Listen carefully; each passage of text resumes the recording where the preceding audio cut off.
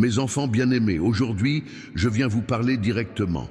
Je suis celui qui connaît chacun de vous par son nom, qui compte vos cheveux, qui voit vos larmes quand personne d'autre ne les remarque. Je suis là, j'ai toujours été là et je serai toujours là. En cet instant, je vous appelle par votre nom. Oui, vous qui nous observez. Ce n'est pas un hasard si ce message vous est parvenu. Au milieu de tant de distractions et de bruit dans le monde, j'ai choisi ce moment pour que nous nous rencontrions.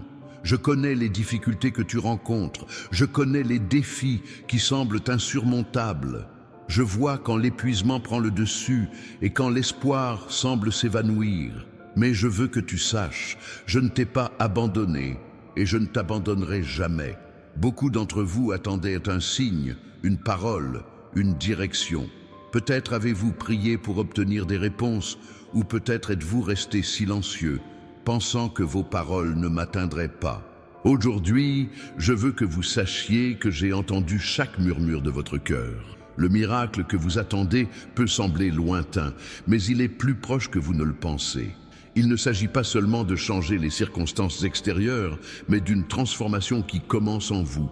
Une foi de la taille d'un grain de moutarde peut déplacer des montagnes, non pas parce que la foi en elle-même a du pouvoir, mais parce qu'elle vous relie à moi, la source de toute puissance. Beaucoup recherchent des signes extraordinaires, mais les plus grands miracles se produisent souvent dans l'ordinaire, le quotidien, dans le pardon accordé, dans la paix qui demeure au milieu de la tempête, dans l'amour qui perdure malgré les déceptions. N'aie pas peur de me confier tes rêves, tes souffrances, tes erreurs. Mon amour pour toi ne dépend pas de ta perfection. Au contraire, c'est dans tes faiblesses que ma puissance se révèle. Je veux que tu restes jusqu'à la fin de ce message, car j'ai un but précis pour ta vie. Tu n'as pas été créé par hasard. Chaque détail de ton existence a été soigneusement planifié. Tes capacités, tes expériences, tout cela fait partie de mon plan suprême. Si vous vous sentez seul aujourd'hui, sachez que je suis avec vous. Si vous êtes confronté à une décision difficile, demandez de la sagesse et je vous la donnerai. Si vous portez un poids qui vous semble trop lourd, rappelez-vous que mes épaules sont plus fortes. J'aimerais que vous me parliez. Quel domaine de votre vie devez-vous confier à Dieu aujourd'hui? Ce petit acte de confiance peut marquer le début d'une nouvelle page de votre histoire avec nous. N'oubliez pas que mon timing est différent du vôtre. Ce qui vous semble lent peut être le moment idéal pour vous réaliser. Faites confiance au processus, même si vous n'en comprenez pas le but. Je suis là, t'appelant par ton nom. Le miracle que tu attends peut commencer dès maintenant, par un simple « oui » à mon invitation. Ouvre, aime ton cœur et reçois ce que j'ai pour toi aujourd'hui. Mon enfant, lorsque tu ouvres ton cœur pour m'écouter, je crée un espace sacré entre nous. Ce moment est la continuation de ce que nous avons commencé ensemble. Le miracle dont j'ai parlé n'est pas quelque chose de lointain ou d'abstrait. Il se manifeste dans ton quotidien, dans les petits détails qui passent souvent inaperçus. Pensez au lever du soleil chaque jour, sans exception. De même, ma fidélité envers vous ne s'éteint jamais, même par temps nuageux, lorsque vous ne voyez pas clairement la lumière, elle reste présente, attendant le moment propice pour percer les nuages et briller à nouveau. Avez-vous déjà réfléchi à chaque respiration que vous prenez, à chaque battement de cœur, à un rappel de ma sollicitude? Nombreux sont ceux qui recherchent des signes grandioses, mais négligeant les petits miracles quotidiens que j'accorde. Laissez-moi vous parler des moments que vous considérez comme des coïncidences. Cet appel reçu juste au moment où vous aviez besoin d'une voix amicale. L'argent arrivait à l'improviste alors que vos factures semblaient impossibles à payer. La rencontre fortuite avec quelqu'un qui vous a apporté un mot d'espoir au moment où vous en aviez le plus besoin. Rien de tout cela n'est un accident. Ce sont mes signes pour vous, des preuves de mon amour attentionné. Arrêtez-vous un instant, respirez profondément, ressentez ma présence en regardant cette vidéo. C'est un rendez-vous gravé dans la pierre, avant votre naissance. Si vous souhaitez apprendre à mieux reconnaître mes signes au quotidien, je vous ai préparé un cadeau spécial. Dans le commentaire épinglé de cette vidéo, vous trouverez un lien vers un livre numérique intitulé « Comment reconnaître les signes de Dieu au quotidien ». Ce guide vous aidera à voir ma main à l'œuvre dans tous les domaines de votre vie. N'hésitez pas à le consulter après avoir regardé ce message. Maintenant, je veux parler de vos peurs. Je sais que vous nourrissez des inquiétudes en silence. Il peut s'agir de votre santé, de vos relations, de votre travail ou de votre avenir. Je comprends chacune de ces angoisses. Je ne les ignore pas et ne les considère pas comme insignifiantes. Quand tu ressens cette oppression dans la poitrine, cette agitation qui t'empêche de dormir la nuit, je suis là. Quand ton esprit est envahi de pensées aussi tumultueuses que des eaux déchaînées, je suis la voix qui apaise la tempête. Il suffit de me laisser faire. Beaucoup de mes enfants vivent avec des fardeaux que je ne leur ai jamais demandé de porter. La fatigue que vous ressentez vient souvent des combats que vous menez seuls, oubliant que je suis à vos côtés, prêt à vous aider. Imaginez un enfant qui essaie de porter une lourde valise. Son père, voyant sa difficulté, ne rit pas et ne la critique pas. Il lui tend simplement la main et dit « Laisse-moi t'aider. C'est ce que je ressens quand je te vois lutter seul. Je te tends la main, attendant que tu la prennes.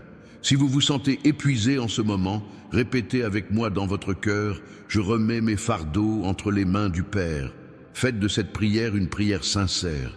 Visualisez chaque souci transféré de vos épaules aux miennes. Ressentez le soulagement de cet abandon. Je sais que tu doutes souvent de ta valeur. Tu te demandes si tu mérites mon amour, si tu mérites mes bénédictions. Sois clair, mon amour pour toi ne repose pas sur le mérite. Je t'aime parce que tu es mon enfant. C'est la seule raison nécessaire. Quand je te regarde, je ne vois pas d'abord tes défauts. Je vois l'être précieux que j'ai créé, plein de potentiel et de sens. Je vois quelqu'un pour qui il vaut la peine de mourir. Et c'est exactement ce que j'ai fait par l'intermédiaire de mon Fils Jésus. Vos erreurs ne me surprennent pas et ne diminuent pas mon amour. En fait, c'est dans vos moments de faiblesse que vous ressentez le plus ma grâce. Comme un père apprend à son enfant à marcher, lui, tenant la main et l'encourageant à chaque pas, ainsi je le fais avec vous. Quand vous tombez, je ne vous gronde pas. Je vous relève et vous encourage à réessayer. Si vous le pouvez, laissez dès maintenant un commentaire disant « J'accepte ton amour inconditionnel, Père ». Ce simple acte de reconnaissance vous ouvrira les portes d'une compréhension plus profonde de mon cœur pour vous. Parlons de tes prières. Parfois, tu te demandes si je t'écoute vraiment.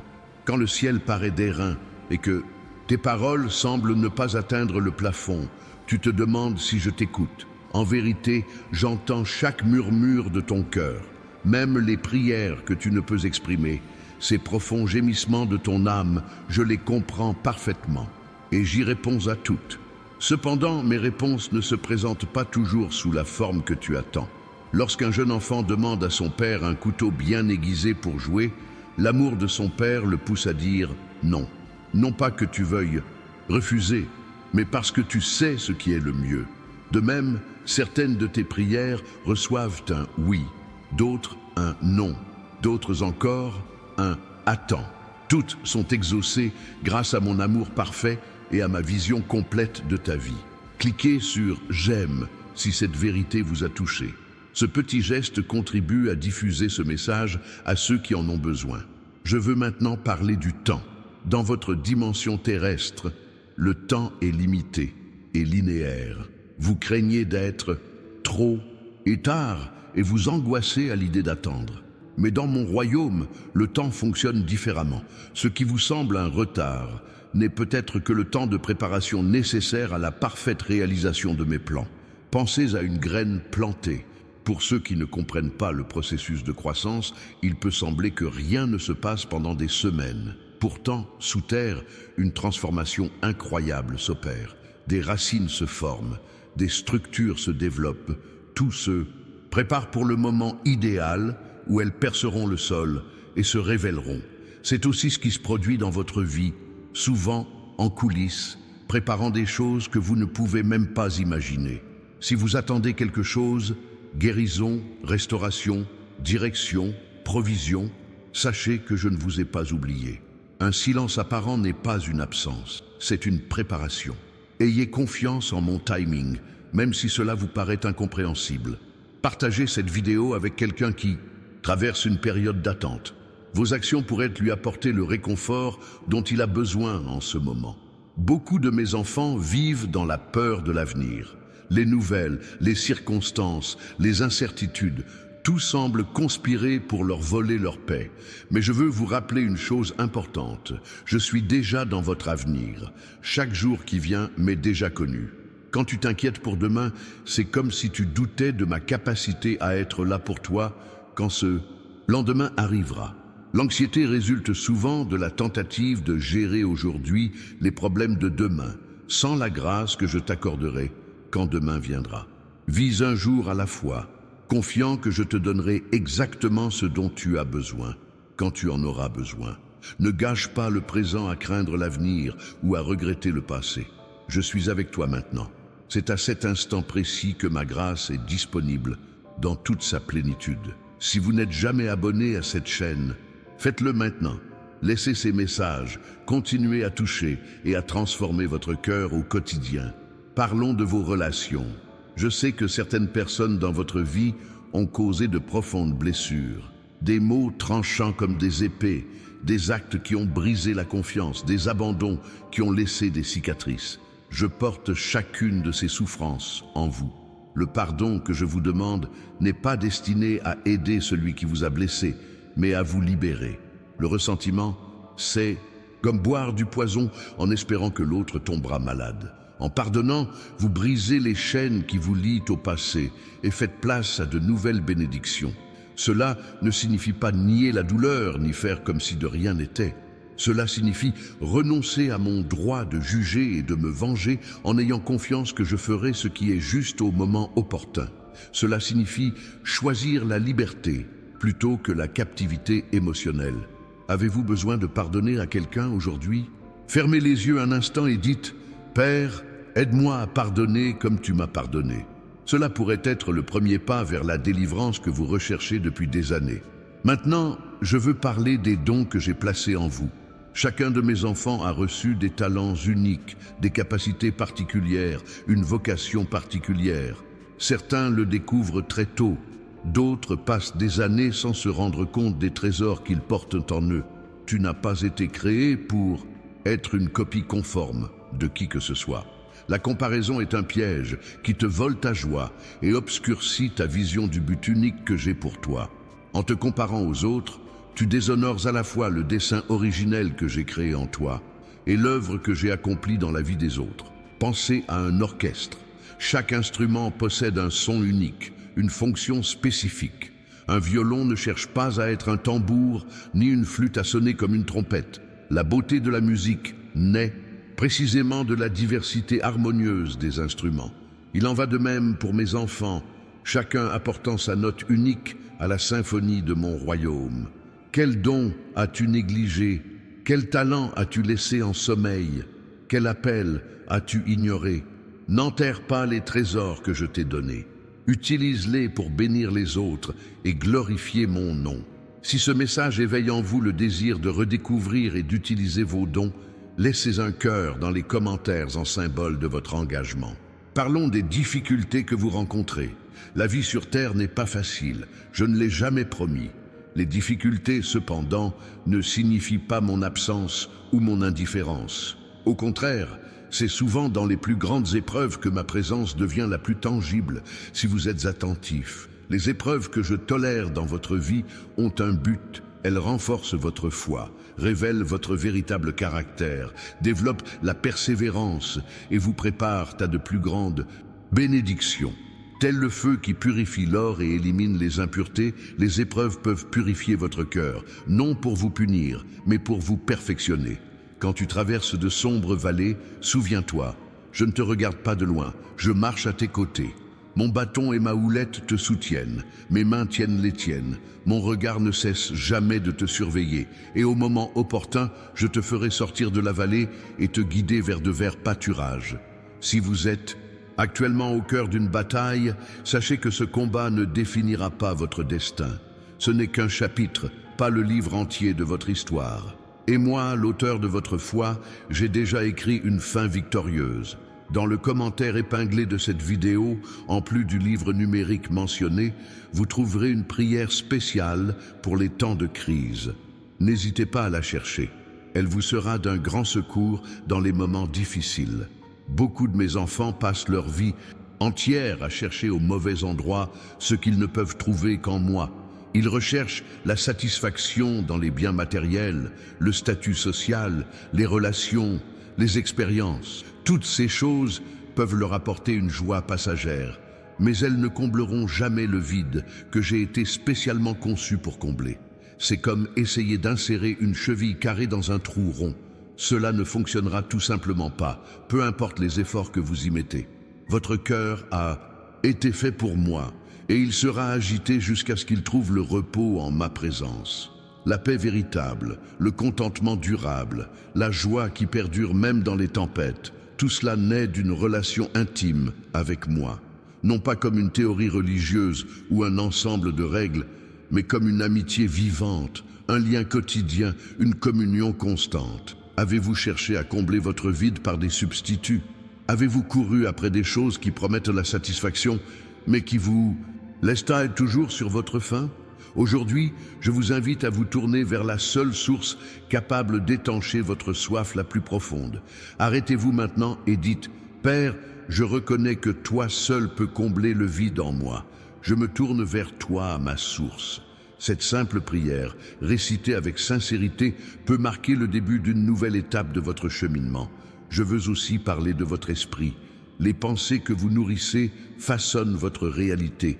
Lorsque vous laissez votre esprit devenir un terreau fertile pour les inquiétudes, les peurs, le ressentiment et les doutes, vous récoltez anxiété et découragement. En revanche, lorsque vous remplissez vos pensées de vérité, de gratitude, d'espoir et d'amour, vous produisez une moisson de paix et de joie. Votre esprit est un champ de bataille. L'ennemi sait que s'il parvient à contrôler vos pensées, il influencera vos émotions, vos décisions et vos actions. C'est pourquoi tant de mes enfants luttent contre des pensées négatives et destructrices. C'est une guerre pour votre esprit. Ma parole est ton arme dans ce combat. En remplissant ton esprit de mes promesses, de ma vérité et de mon caractère, tu construis une forteresse contre les mensonges qui tentent d'envahir tes pensées. C'est comme installer un système de défense qui filtre automatiquement ce qui est faux et nuisible. Commencez à renouveler votre esprit dès aujourd'hui. Choisissez un verset de ma parole qui s'adresse directement à votre situation actuelle. Mémorisez-le. Répétez-le lorsque des pensées contraires surgissent. Voyez comment il transforme progressivement non seulement votre esprit, mais aussi votre vision de la vie. Si ce conseil vous a touché, pourquoi ne pas partager cette vidéo? Quelqu'un dans votre entourage pourrait avoir besoin de ce mot aujourd'hui. Je voudrais maintenant que vous compreniez un point fondamental concernant la prière. Beaucoup de gens la considèrent comme une liste de requêtes qui aime présenter comme un client qui commande au restaurant. Mais la vraie prière est bien plus que cela. La prière est communion. C'est une conversation, c'est une relation. C'est partager non seulement ses besoins, mais aussi ses joies, ses doutes, ses rêves et sa gratitude. C'est écouter autant que parler. C'est permettre à mon esprit de vous accompagner dans des moments de silence sacré. N'ayez pas honte de ne pas savoir prier correctement. Il n'y a pas de formule magique ni de mots spéciaux pour rendre une prière plus efficace. Ce qui compte pour moi, c'est la sincérité de votre cœur et non l'éloquence de vos paroles. Si vous n'avez jamais expérimenté la profondeur de la prière comme communion, commencez dès aujourd'hui. Accordez-vous 5 minutes de silence complet en ma présence. Ne parlez pas, soyez simplement. Laissez-vous aimer. Laissez mon esprit vous envelopper. Cette simple pratique, répétée quotidiennement, peut transformer radicalement votre relation avec moi. J'aimerais vous demander quelque chose de spécial. Si vous vous engagez à essayer cette pratique de prière pendant une semaine, laissez le mot « engagement » dans les commentaires.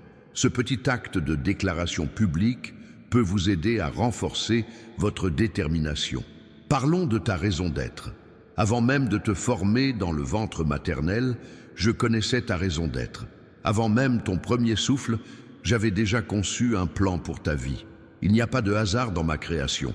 Tu es ici pour une raison précise. Ton but ne s'invente pas ou ne se découvre pas par tâtonnement. C'est quelque chose que je révèle progressivement à mesure que tu chemines en intimité avec moi. Comme une carte qui se déploie à chaque pas, je te montre le chemin à mesure que tu avances dans la foi. Nombre de mes enfants passent leur vie entière à rechercher la grande vocation, une mission importante ou un rôle important. Mais souvent, leur but s'accomplit par de petits actes quotidiens d'obéissance et d'amour, par la gentillesse envers un étranger, par la patience envers un enfant, par l'intégrité au travail, par la générosité envers ceux qui sont dans le besoin. Ton objectif est intrinsèquement lié aux dons que je t'ai donnés et aux passions que j'ai placées dans ton cœur. Lorsque tu utilises tes talents pour bénir les autres et glorifier mon nom, tu vis au cœur de mon plan pour toi. Ne comparez pas votre vocation à celle des autres. N'enviez pas les ministères ou les plateformes. Le véritable impact d'une vie se mesure rarement par les chiffres ou la reconnaissance publique. Certaines des personnes les plus influentes de mon royaume sont totalement inconnues du monde, mais leurs noms sont célébrés au ciel. Si vous vous sentez perdu ou désorienté, demandez-moi la sagesse. J'ai promis de la donner généreusement à tous ceux qui la demandent. Tandis que vous recherchez ma face chaque jour, j'éclairerai le chemin devant vous, un pas à la fois, à la vitesse idéale pour votre croissance et l'accomplissement de mon plus grand dessein. Je veux te parler de mon amour, non pas un amour abstrait ou théorique, mais un amour personnel, concret et présent. Un amour qui connaît ton nom, qui compte tes larmes, qui célèbre tes victoires. Mon amour pour toi ne fluctue pas en fonction de tes performances. Il n'augmente pas lorsque tu te comportes bien, ni ne diminue lorsque tu échoues. Il est constant, inébranlable, éternel, aussi solide qu'un roc au milieu des aléas de la vie. Je t'aime non pas pour ce que tu fais, mais pour qui tu es, mon enfant. Cette identité est plus fondamentale que tout ce qui te concerne. Tes réussites, tes échecs, ton statut, ton apparence ou tes capacités. Rien de tout cela ne définit ta valeur à mes yeux. Si tu pouvais te voir à travers mes yeux, tu ne douterais plus jamais de ta valeur. Tu verrais le chef-d'œuvre que j'ai créé, l'incroyable potentiel que j'ai placé en toi, l'avenir glorieux que j'ai prévu pour ta vie. Quand je te regarde, je vois mon image. Je vois quelqu'un pour qui mon fils a volontairement donné sa vie. Je vois quelqu'un qui vaut chaque goutte du précieux sang qu'il a versé sur la croix. Voilà la valeur que j'accorde à toi. Profitez du livre numérique disponible via le lien épinglé pour en savoir plus sur la façon dont mon amour se manifeste dans votre quotidien. Cette ressource vous aidera à reconnaître les innombrables façons dont je vous témoigne mon attention au quotidien. Je veux parler de guérison. Nombre de mes enfants portent des blessures, certaines visibles, d'autres enfouies au plus profond de leur âme. Des blessures de rejet, de trahison, d'abus, de perte, d'échec. Une douleur qui a façonné leur vision d'eux-mêmes, des autres et même de moi. Je suis le Dieu qui guérit. Non seulement les corps, mais aussi les esprits, les émotions, les souvenirs et les relations. La guérison que j'offre est holistique. Elle touche toutes les dimensions de votre être. Mais tout comme un médecin peut guérir un patient qui cache ses blessures, ma guérison s'exprime plus librement lorsque vous m'exposez honnêtement votre douleur. Beaucoup tentent de masquer leurs blessures par l'activité, le succès, la religion ou les addictions. Ils pensent qu'ignorer la douleur la fera disparaître, mais les blessures non traitées ne disparaissent pas. Elles ne font que s'approfondir et infecter d'autres aspects de la vie. Je vous invite à m'apporter vos blessures, non pas pour que je les voie, je les connais déjà intimement, mais pour que vous puissiez laisser ma lumière les éclairer. Dans l'obscurité, les blessures s'enveniment. Dans la lumière, elles commencent à cicatriser. Ma guérison survient rarement comme un miracle instantané, même si cela peut arriver. Le plus souvent, c'est un processus de restauration graduelle, comme l'aube qui avance lentement, dissipant les ténèbres. Chaque jour apporte un peu plus de lumière, un peu plus de force, un peu plus d'espoir. Si vous souffrez, et profondément dites dès maintenant, Père, je remets mes blessures entre tes mains. Commence ton œuvre de guérison en moi. Cette simple prière peut amorcer un chemin de restauration qui transformera non seulement votre vie, mais aussi votre impact sur le monde qui vous entoure. N'oubliez pas d'aimer cette vidéo si ce message vous a touché. Ce petit geste contribue à transmettre l'espoir à davantage de personnes qui ont besoin d'entendre parler de mon amour guérisseur. Maintenant, je voudrais me parler du pouvoir de la gratitude. Dans un monde qui met constamment l'accent sur ce qui manque, choisir de se concentrer sur ce que l'on a déjà est un acte de foi révolutionnaire. La gratitude transforme votre perspective. Comme des lunettes spéciales, elle vous permet de voir la vie sous un nouvel angle, celui qui met en lumière des bienfaits jusque-là passés inaperçus. Une même situation peut être ressentie comme une prison ou une opportunité, selon l'angle que vous choisissez. En pratiquant la gratitude, vous résistez activement aux tactiques de l'ennemi.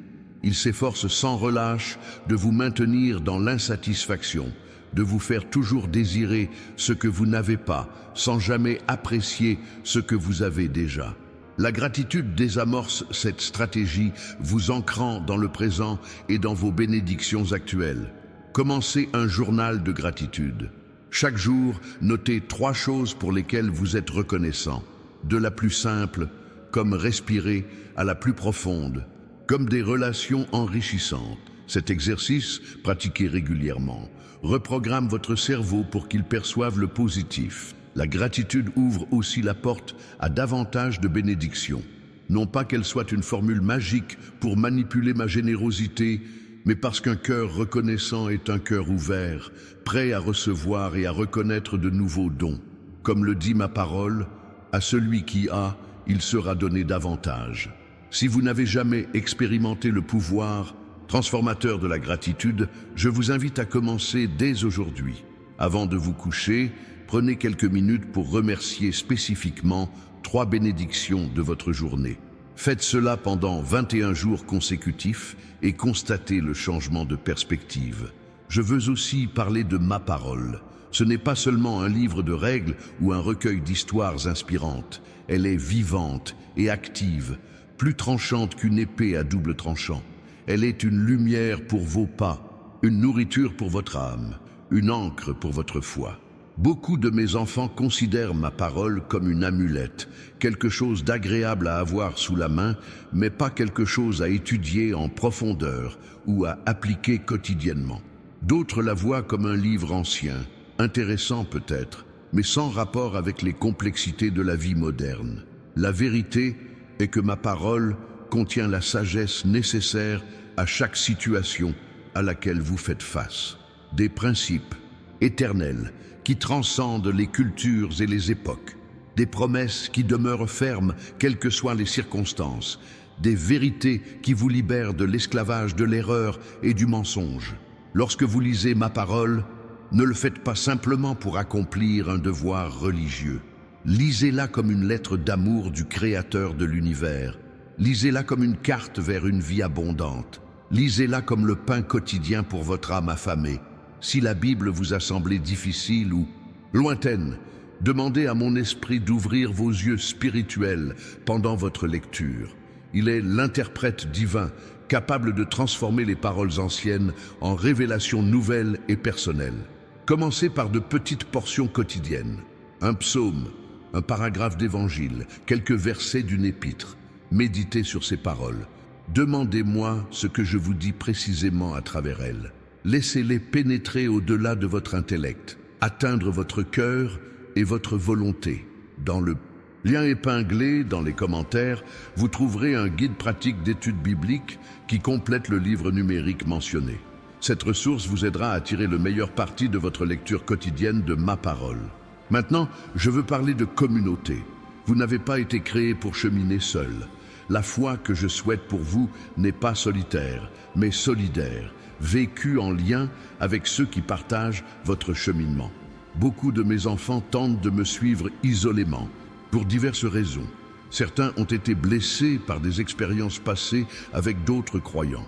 D'autres tiennent tellement à leur indépendance qu'ils résistent à la vulnérabilité nécessaire à des relations profondes. D'autres encore sont si occupés qu'ils ne consacrent pas de temps à une communion authentique. Mais en communauté, on trouve du soutien quand on est faible, des conseils quand on est perdu, des corrections quand on a tort et des célébrations quand on remporte une victoire. En communauté, nos dons trouvent expression et sens. En communauté, on entrevoit un aperçu du paradis sur terre, la diversité unie dans l'amour. Jésus a établi l'Église non pas comme une institution, mais comme une famille. Non pas comme un événement hebdomadaire, mais comme un organisme vivant. Un corps où chaque membre a un rôle et une valeur. Un réseau de relations où mon amour s'exprime concrètement. Si vous avez gardé vos distances avec votre communauté religieuse, je vous encourage à faire un pas courageux vers le rapprochement. Cela peut commencer par quelque chose de simple. Un petit groupe d'études bibliques, un projet de service communautaire, une amitié avec un autre croyant. Ne vous attendez pas à trouver la communauté idéale. Elle n'existe pas de ce côté-ci du ciel. Cherchez plutôt une famille spirituelle où vous pourrez grandir, servir et être véritablement connu. Si ce message a éveillé en vous le désir d'une communauté plus profonde, partagez cette vidéo avec une personne que vous aimeriez mieux connaître. Cela pourrait être le premier pas vers une nouvelle amitié spirituelle. Parlons d'adoration. Beaucoup pensent que l'adoration se limite à la musique d'un office religieux. Mais l'adoration est bien plus vaste et profonde. C'est un mode de vie qui reconnaît ma souveraineté et y répond avec révérence. Amour et obéissance. Vous m'adorez lorsque vous contemplez ma création avec émerveillement. Lorsque vous choisissez l'intégrité dans vos actions, même si cela vous coûte plus cher. Lorsque vous pardonnez à quelqu'un qui vous a profondément blessé. Lorsque vous mettez vos talents au service des nécessiteux. Lorsque vous me faites confiance au milieu de l'incertitude. Tout cela est une adoration authentique. La véritable adoration ne se limite pas à un bâtiment, à une journée ou à un rituel. Elle se produit lorsque votre cœur s'incline devant ma grandeur, lorsque votre esprit se connecte au mien, lorsque votre vie reflète mes valeurs. C'est à la fois une attitude intérieure et une expression extérieure. L'adoration n'est pas non plus une question de performance. M'impressionner ou impressionner les autres par sa dévotion. C'est une question de présence. Être pleinement présent à moi, en offrant non seulement des paroles ou des rituels, mais tout son être. Si vous souhaitez approfondir votre vie d'adoration, commencez par cultiver la conscience de ma présence à chaque instant. Pratiquez des pauses intentionnelles tout au long de la journée pour reconnaître que je suis avec vous. Transformez les tâches routinières en occasion de communion, en les offrant comme un sacrifice de louange. Si cette vision du culte comme mode de vie vous parle, montrez votre soutien en aimant cette vidéo. Votre interaction contribuera à diffuser ce message transformateur auprès d'un plus grand nombre. Je veux parler du pouvoir du témoignage. Votre histoire, le récit de mon intervention dans votre vie, est l'un des outils les plus puissants dont vous disposez pour influencer les autres. Beaucoup de mes enfants sous-estiment la valeur de leurs expériences personnelles. Ils pensent que, faute de conversion spectaculaire ou de miracles spectaculaires, leur histoire n'a aucun impact sur les vies. Pourtant, même le témoignage apparemment ordinaire de ma fidélité dans les petites choses peut toucher les cœurs d'une manière inimaginable.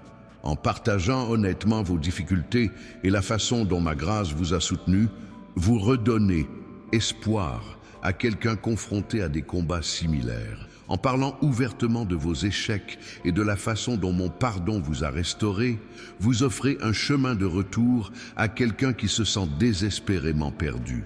En partageant comment ma parole a guidé dans les moments de confusion, vous éclairez le chemin de quelqu'un dans les ténèbres de l'indécision. Votre témoignage est unique. Personne d'autre n'a vécu exactement ce que vous avez vécu, ni n'a expérimenté ma grâce aussi bien que vous. Cette singularité rend votre histoire inestimable dans mon royaume. Elle vous permet d'atteindre des personnes peut-être inaccessibles à quiconque. Pensez aux occasions qui s'offrent à vous de partager votre témoignage. Il n'est pas nécessaire que ce soit un prédicateur en chair. Cela peut être une conversation autour d'un café, un message à un ami dans le besoin, un commentaire sur les réseaux sociaux. Ces petits moments de témoignage authentique peuvent avoir un impact éternel. Préparez votre témoignage. Réfléchissez à la façon dont vous m'avez rencontré, à ma fidélité à différentes périodes de votre vie, aux leçons que j'ai apprises à travers les épreuves. Gardez ces histoires à l'esprit, afin que l'esprit puisse vous les rappeler au moment précis où quelqu'un en aura besoin. Si vous n'avez jamais partagé votre histoire avec qui que ce soit, je vous encourage à franchir ce pas de foi.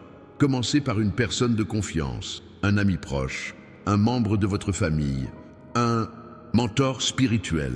Cette pratique renforcera votre confiance pour témoigner à des cercles plus larges, tandis que j'ouvre des portes. Votre témoignage est puissant car il ne parle pas seulement de vous, il parle de moi, de ma fidélité, de ma grâce, de mon pouvoir transformateur. Et contrairement aux arguments théologiques, personne ne peut nier votre expérience personnelle. C'est l'histoire authentique de votre rencontre avec moi. Parlons du pouvoir des décisions quotidiennes. L'orientation de votre vie ne se détermine pas par de grands choix ponctuels, mais par la somme de milliers de petites décisions que vous prenez régulièrement.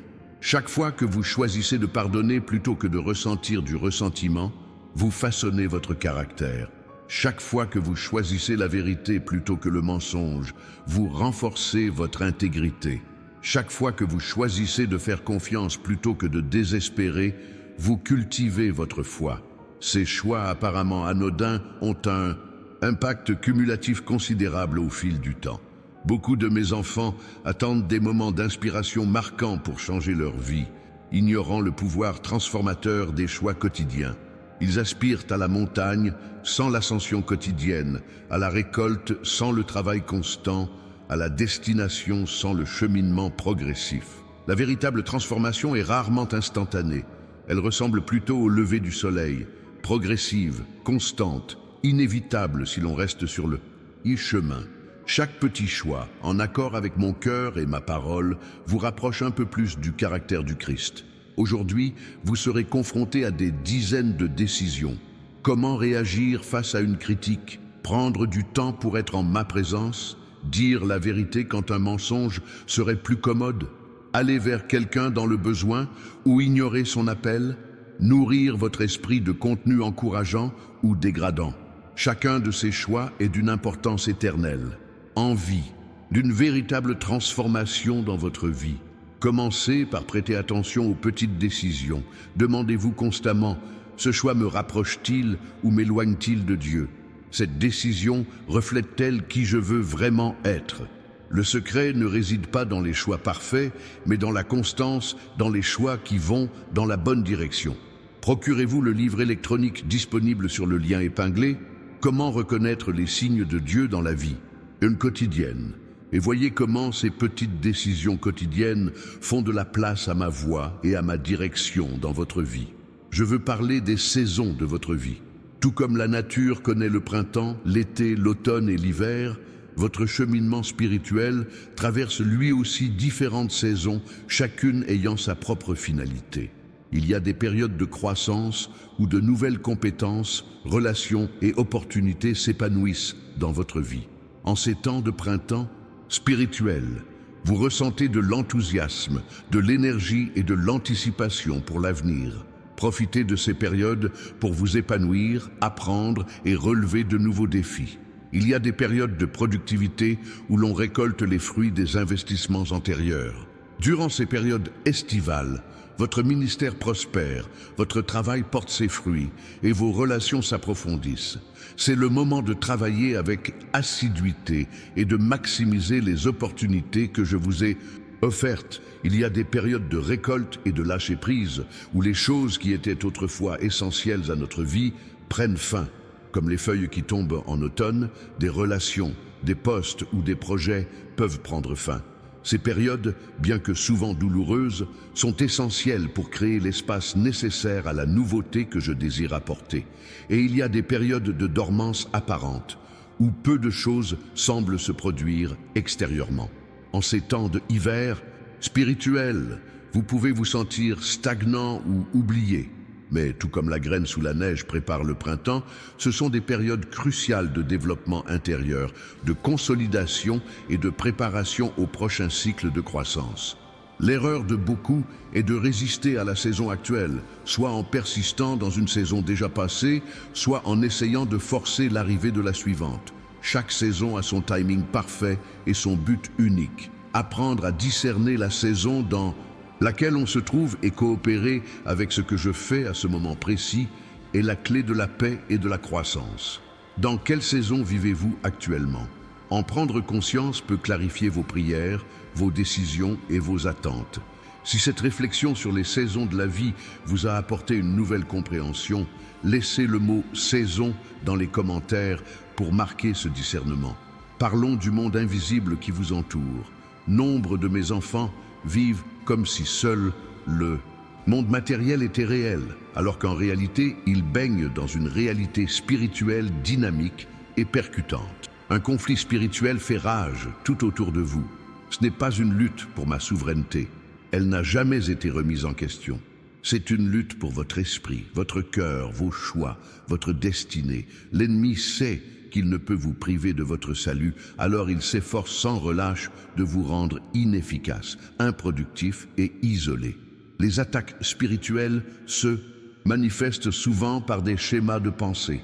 Autocondamnation constante, anxiété accablante, ressentiment persistant, doute paralysant.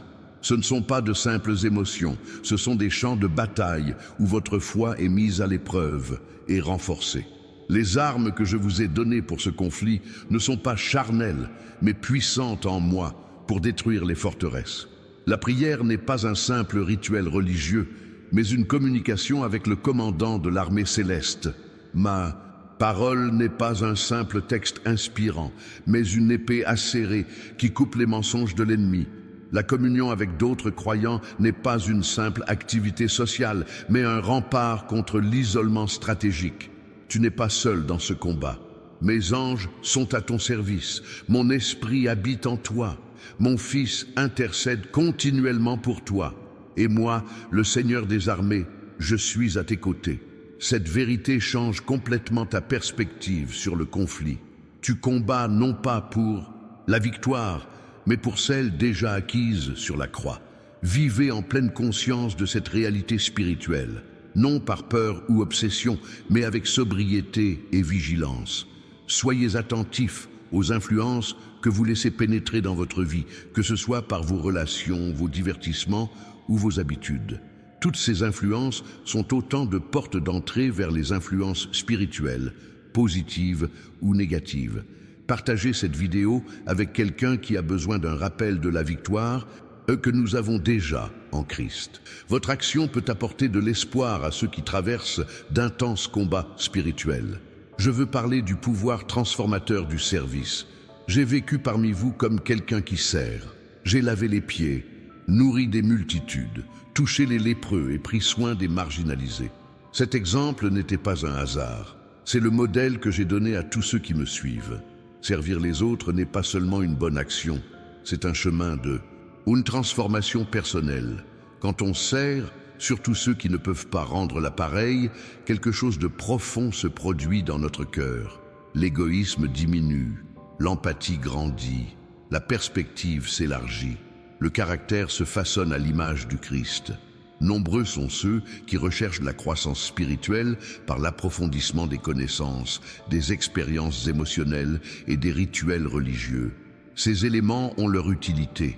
Mais rien ne façonne aussi profondément votre caractère que le service constant aux autres, par amour et non par obligation ou par reconnaissance. Le service authentique ne se limite pas aux programmes organisés ou aux ministères officiels. Il se manifeste par de petits gestes de bonté au quotidien.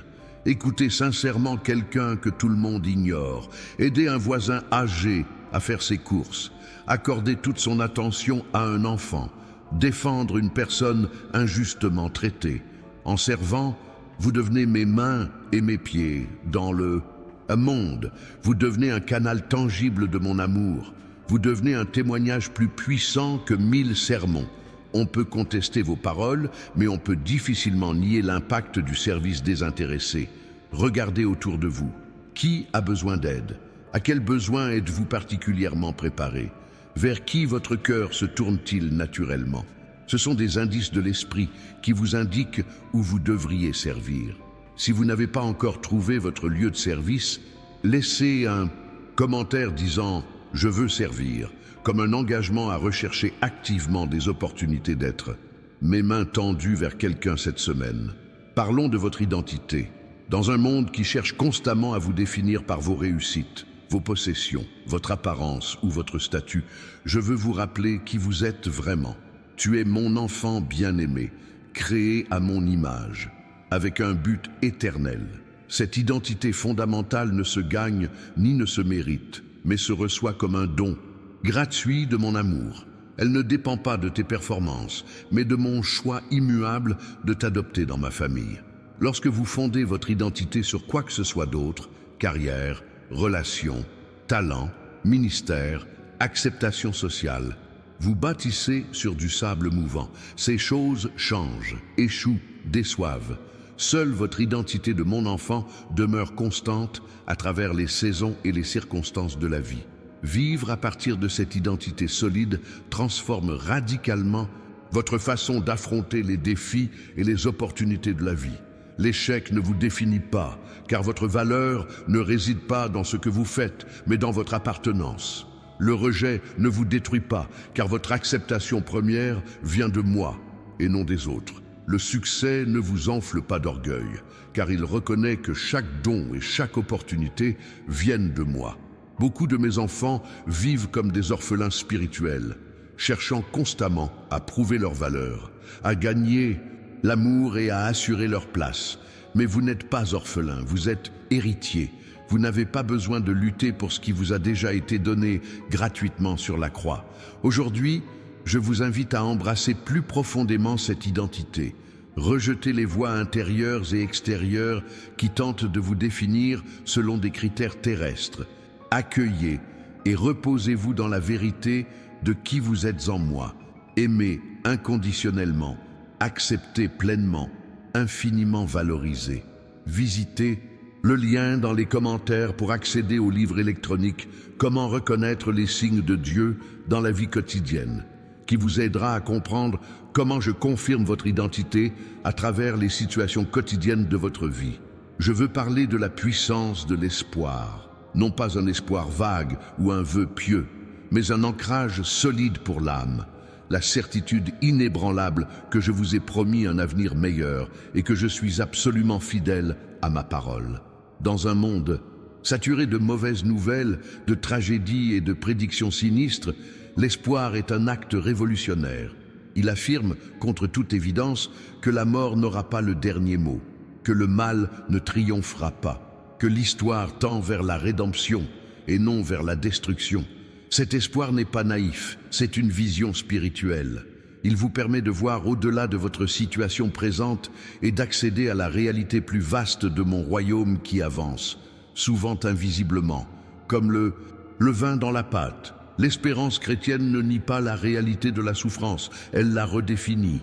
Elle ne promet pas l'absence de vallées sombres, mais une présence fidèle tout au long du chemin. Elle n'élimine pas la croix, mais annonce la résurrection qui viendra sûrement après chaque vendredi saint de votre vie. Beaucoup confondent espoir et optimisme. L'optimisme dépend de circonstances favorables. L'espoir persiste malgré les circonstances. L'optimisme fluctue au gré des émotions. L'espoir demeure ferme dans ma promesse. L'optimisme est un tempérament. L'espoir est un choix délibéré basé sur qui je suis. L'espérance n'est pas passive non plus, elle est profondément active. Lorsque vous attendez mon intervention, ne restez pas les bras croisés. Travaillez avec diligence, priez avec ferveur, persévérez courageusement, sachant que votre travail dans le Seigneur n'est pas vain. Si vous avez du mal à garder espoir malgré les circonstances difficiles, laissez mon esprit renouveler votre vision aujourd'hui. Fixez vos yeux non pas sur ce qui est visible, mais sur ce qui est invisible.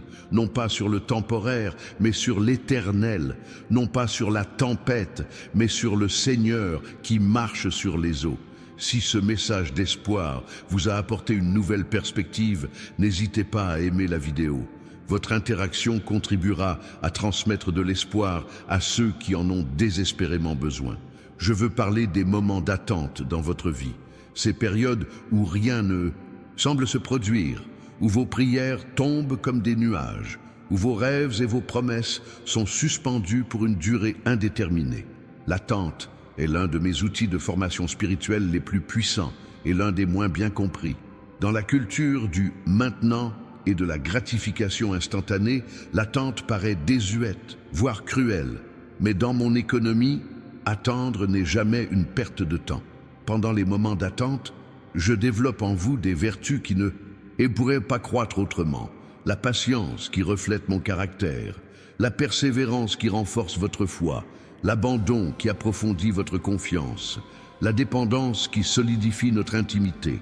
L'attente révèle aussi ce qui est vraiment dans votre cœur. Il est facile d'avoir confiance quand tout se déroule comme souhaité. C'est dans l'attente que vous découvrez si votre foi est en moi ou simplement en mes bénédictions. C'est dans l'attente que les motivations contradictoires et les idoles cachées font surface et doivent être combattues. Beaucoup de mes enfants gâchent leur attente dans l'anxiété, l'amertume ou la passivité. Mais je vous encourage à attendre activement, en continuant d'obéir à ce que je vous ai déjà révélé, en recherchant ma face avec plus d'intensité, en servant les autres pendant que votre propre miracle tarde, en louant d'avance ce que je sais que je prépare. Souvenez-vous, dans les coulisses de votre attente, je travaille sans relâche. Je prépare les circonstances, je touche les cœurs, j'harmonise les détails, je forme votre caractère, afin que lorsque le moment idéal arrivera, vous et la situation serez prêts pour mon intervention. Si vous traversez actuellement une période d'attente, dites-vous dans votre cœur, « Père, j'ai confiance en ton timing parfait. Aide-moi à considérer ce moment non pas comme un report de mon destin, mais comme une préparation essentielle à celui-ci. » Parlons de votre influence. Quelle que soit votre plateforme, votre position ou votre popularité, vous disposez d'un cercle d'influence unique que personne d'autre ne peut atteindre aussi bien que vous.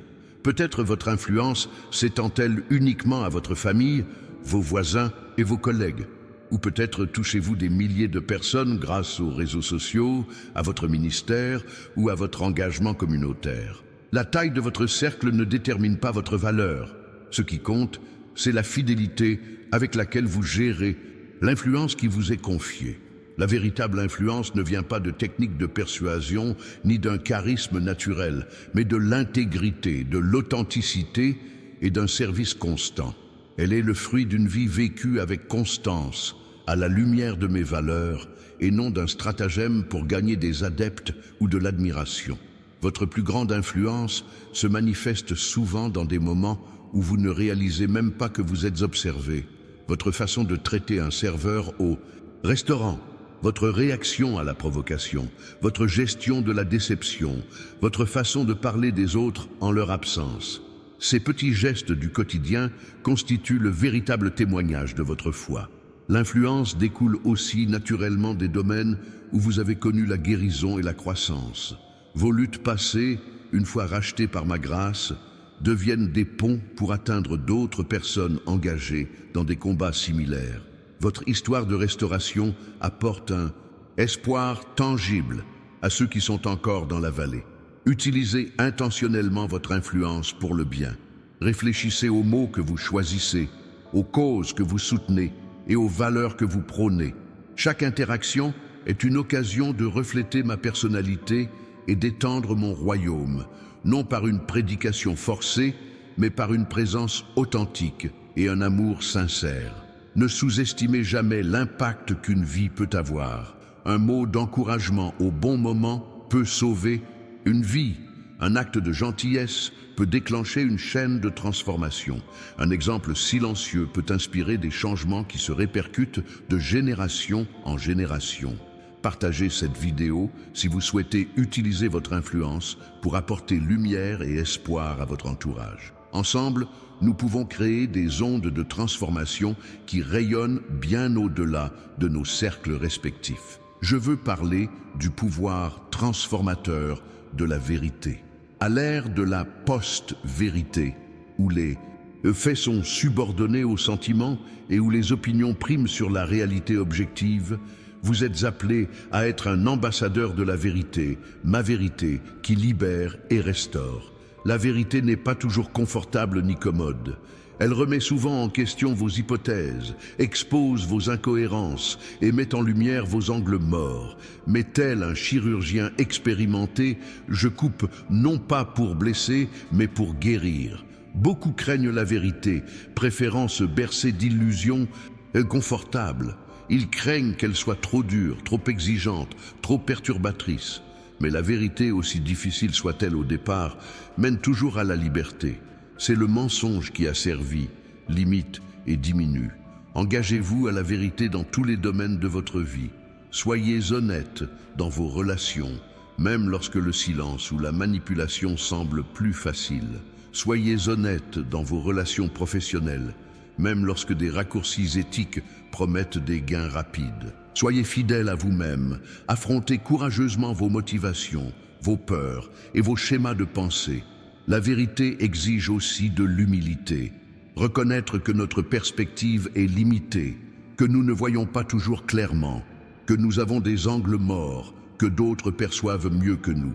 Cette humilité nous ouvre à une croissance continue et à une correction bienveillante. Dans un monde de relativisme où ta vérité et ma vérité ont remplacé la recherche de la vérité objective, vous êtes appelés à un niveau d'exigence supérieur. Ne pas juger ni condamner autrui, mais vivre une vie ancrée dans la réalité telle que je la définis, la réalité de qui je suis, de qui vous êtes et de comment la vie est conçue. Si vous vous engagez à être une personne réelle dans un monde d'illusions, laissez le mot « vérité » dans les commentaires. Cet engagement public renforcera votre détermination et inspirera les autres à faire de même. Je veux parler de la gestion de la déception. Tout au long de la vie, vous serez inévitablement confronté à des moments où vos projets échouent, où les gens vous déçoivent, où vos prières restent sans réponse et où vos rêves s'évanouissent. La déception, mal gérée, peut se transformer en amertume, en cynisme ou en désespoir. Elle peut déformer votre vision de la vie, des autres et même de moi. Mais face à la foi, la déception peut devenir une porte ouverte vers la croissance et une intimité plus profonde. La première clé pour gérer la déception est de reconnaître et d'exprimer sa douleur avec honnêteté. Nul besoin de faire semblant de ne pas être blessé ou frustré. Les psaumes regorgent d'expressions sincères de déception. C'est un sentiment humain qui ne m'offense ni ne me surprend. La deuxième clé est de résister à la tentation de tirer des conclusions hâtives sur le sens de la déception. Un rêve reporté ne signifie pas un rêve refusé. Une prière apparemment sans réponse ne signifie pas que je ne vous écoute pas. Une promesse non encore tenue ne signifie pas que je suis infidèle. La déception révèle les limites de votre perspective et non celles de mon pouvoir ou de mon amour. La troisième clé est de trouver un sens à la souffrance. Je ne gaspille jamais la souffrance. Entre mes mains, même les expériences les plus décevantes peuvent être rachetées et transformées en quelque chose de beau et de significatif. La déception prépare souvent à une vocation supérieure, à une compréhension plus profonde, à un témoignage plus puissant. Enfin, permettez à la déception de vous rapprocher de moi et non de vous en éloigner. C'est dans les vallées les plus sombres que nombre de mes enfants découvrent des facettes de ma personnalité qu'ils n'auraient jamais connues en montagne. Le réconfort particulier que j'offre aux déçus ne peut être éprouvé par ceux dont la vie est toujours fluide. Si vous éprouvez une profonde déception en ce moment, sachez que je suis avec vous dans la douleur. Je n'ignore pas vos larmes, je ne minimise pas vos questions. J'œuvre pour vous, même lorsque vous ne voyez ni ne ressentez mon action. Et je vous promets que si vous me faites confiance, le jour viendra où vous regarderez en arrière et réaliserez que la déception n'était qu'un détour et non une impasse. Si ce message sur la déception a apporté du réconfort à votre cœur, aimez-le et partagez-le avec quelqu'un qui est peut-être aux prises avec des rêves brisés ou des espoirs différés. Je veux parler de votre esprit. Le champ de bataille le plus important de votre vie n'est pas les circonstances extérieures, mais les pensées que vous laissez habiter et prospérer dans votre conscience. Votre esprit est incroyablement puissant, capable de créer ou de détruire, d'élever ou de dégrader, de libérer ou d'asservir. Les pensées que vous nourrissez aujourd'hui façonnent ce que vous deviendrez demain. Comme le dit ma parole, tel un homme pense en son cœur, tel il est. Beaucoup de mes enfants sous-estiment l'importance de protéger leur esprit. Ils laissent toute pensée surgir, qu'elle soit semée par l'ennemi, la culture ou les blessures du passé, sans question ni résistance. Ils ne réalisent pas qu'ils ont le pouvoir de rejeter les pensées destructrices et choisissent délibérément de se concentrer sur ce qui est vrai, noble, juste, pur, beau et digne de louange. Le renouvellement de l'esprit ne se fait pas automatiquement. Il requiert votre participation active. Il implique d'identifier les schémas de pensée négatifs ou erronés et de les remplacer systématiquement par la vérité de ma parole. C'est un processus, pas un événement ponctuel, une pratique quotidienne, pas une expérience occasionnelle. Essayez cet exercice pratique. Pendant une semaine, observez attentivement vos pensées. Lorsque vous remarquez une pensée qui n'est pas en accord avec ma nature ou ma vérité, qu'il s'agisse d'anxiété face à l'avenir, d'autocritique, de ressentiment envers autrui ou de tout autre, et un comportement destructeur, arrêtez-vous et demandez-vous, cette pensée vient-elle de Dieu? Est-elle vraie selon la parole? Me rapproche-t-elle ou m'éloigne-t-elle de celui que j'ai été créé pour être? Ensuite, choisissez consciemment de remplacer cette pensée par une vérité de ma parole. Il ne suffit pas de rejeter le négatif, il faut remplir votre esprit de positif. Comme une maison vide, si elle n'est pas occupée par un nouveau résident, elle finira par être réoccupée par les mêmes anciens locataires. Le livre numérique disponible via le lien dans les commentaires contient une section spécifique expliquant comment reconnaître mes signaux dans vos schémas de pensée. Cette ressource vous aidera à identifier quand je guide votre esprit et quand des influences négatives tentent de le diriger. Je veux parler de restauration. Dans un monde brisé, où les relations se brisent, les rêves s'effondrent et les cœurs se brisent, je suis le Dieu qui restaure, qui prend ce qui est brisé et le refait souvent plus beau qu'avant. La restauration que je propose ne consiste pas simplement à réparer ce qui est brisé, à le ramener à son état d'origine. Il s'agit souvent d'une transformation qui honore les cicatrices et intègre l'histoire de la rupture à la nouvelle création.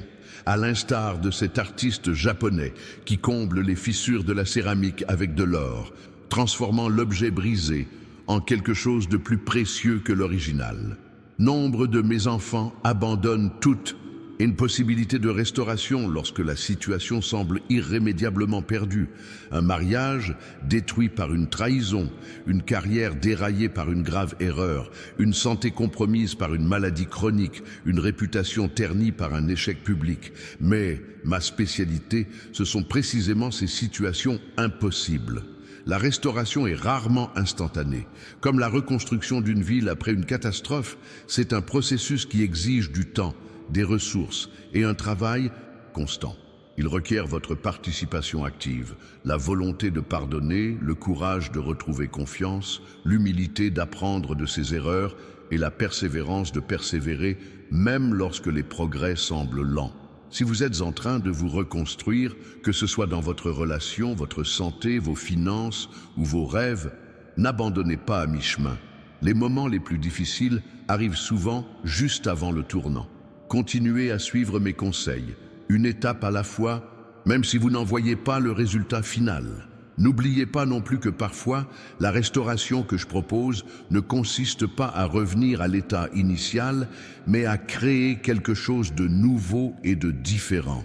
Un mariage restauré peut développer une profondeur que vous n'auriez jamais connue sans la crise. Une réorientation professionnelle peut vous mener vers une vocation plus en harmonie avec vos véritables dons. Une santé retrouvée peut vous apporter une appréciation de la vie qui transforme vos priorités à jamais. Si vous avez besoin de restauration dans un domaine quelconque de votre vie, demandez-le précisément aujourd'hui. Dites, Père, restaure mon Soyez précis, puis guettez les signes de ma réponse, souvent petits au début, comme le nuage de la taille d'une main d'homme annonçant la fin d'une longue sécheresse. Je vous invite maintenant à commenter ci-dessous avec le mot « restauration ». Si vous soumettez un aspect de votre vie à mon intervention réparatrice, cet acte de foi publique peut marquer le début d'un nouveau chapitre de votre histoire. Je veux parler de la puissance de l'amour sacrificiel. Dans un monde qui prône la préservation et le développement personnel, vous êtes appelés à un critère radicalement différent, celui de la croix, où l'amour s'exprime par le sacrifice volontaire pour le bien d'autrui. L'amour sacrificiel est contre nature pour le cœur humain. Il va à l'encontre de l'instinct fondamental qui nous pousse à faire passer nos besoins, nos désirs et nos droits en premier. Il est surnaturel. Il émane de mon esprit qui œuvre en nous, transformant nos priorités et nos perspectives pour refléter les miennes. Cet amour se manifeste de manière grande et petite. Il est présent lorsque vous choisissez de pardonner à quelqu'un qui ne l'a pas demandé, lorsque vous renoncez à vos droits pour préserver une relation, lorsque vous servez sans reconnaissance, lorsque vous donnez généreusement, même dans les moments de grande précarité, lorsque vous restez fidèle à des engagements coûteux. Beaucoup associent le sacrifice uniquement à la privation et à la perte, mais le véritable sacrifice, motivé par un amour sincère, procure une joie profonde qui surpasse tout plaisir égoïste. Telle une mère qui oublie vite la douleur de l'accouchement dans la joie de tenir son enfant, telle est l'expérience de ceux qui aiment avec sacrifice. La satisfaction surpasse le prix. Regardez autour de vous. Où avez-vous l'occasion de pratiquer l'amour sacrificiel aujourd'hui? Peut-être dans votre mariage, en choisissant de servir lorsque vous vous sentez négligé, dans votre famille, en offrant votre grâce lorsque vous avez été maltraité, au travail, en assumant vos responsabilités lorsqu'il serait plus facile de blâmer les autres, dans votre communauté, en défendant quelqu'un qui ne peut se défendre. L'amour sacrificiel est le plus puissant agent de transformation de l'univers. C'est cet amour qui m'a conduit à la croix pour vous. Et c'est ce même amour qui se transmet à travers vous aux autres, qui a le pouvoir de guérir les blessures, de restaurer les relations, de briser les barrières et de transformer des vies. Si vous désirez expérimenter davantage cet amour surnaturel dans votre vie et vos relations, commencez par demander à mon esprit de transformer votre cœur. Personne ne peut créer l'amour sacrificiel par la seule force de la volonté. Il n'est que le fruit de l'esprit vivant et aimant à travers vous. Si ce message vous a touché, montrez votre soutien en l'aimant et en le partageant avec ceux qui ont besoin d'entendre ces paroles d'espoir et de vérité. Cet amour sacrificiel dont nous parlons n'est pas qu'un concept. C'est une force transformatrice qui peut transformer votre vie. Mes enfants, en repensant à tout ce que nous avons partagé lors de cette réunion, je tiens à vous dire que ce n'est que le début du voyage que je vous ai préparé. Des révélations plus profondes, des bénédictions plus abondantes et des transformations plus puissantes vous attendent à l'étape suivante. Vous avez reçu de vraies graines aujourd'hui. Certaines ont déjà commencé à germer dans votre cœur sous vos yeux. D'autres attendent encore le bon moment pour germer. Ne les laissez pas se perdre. Concluons ce moment par une brève prière. Père céleste, je prends désormais possession de chaque parole que tu as adressée à mon cœur. Je laisse ta vérité s'installer profondément en moi, transformant mes pensées, mes émotions et mes décisions. Je déclare être ouvert à tes signes quotidiens et à l'accomplissement de ton dessein pour ma vie. Au nom de Jésus. Amen. Si vous désirez vraiment voir les promesses que j'ai partagées aujourd'hui se dérouler, laissez la phrase « Je reconnais tes signes, Père » dans les commentaires. Ce simple acte de déclaration publique ouvrira les portes à des bénédictions inattendues dans votre semaine. N'oubliez pas de vérifier si vous êtes déjà abonné à la chaîne pour continuer à recevoir ces messages qui renforcent votre lien avec moi. Et surtout, un cadeau spécial vous attend dans le commentaire épinglé. Ce livre numérique sur la reconnaissance de mes signes dans votre quotidien sera un outil précieux pour approfondir tout ce dont nous avons parlé aujourd'hui. Et avant de partir, regardez la vidéo en description. Ce que j'y ai révélé complète parfaitement ce message et contient des clés concrètes pour appliquer ces vérités aux situations concrètes que vous rencontrez actuellement. Cette vidéo n'est pas facultative. Elle fait partie intégrante de ce que j'ai préparé spécialement pour vous en ce moment de votre vie.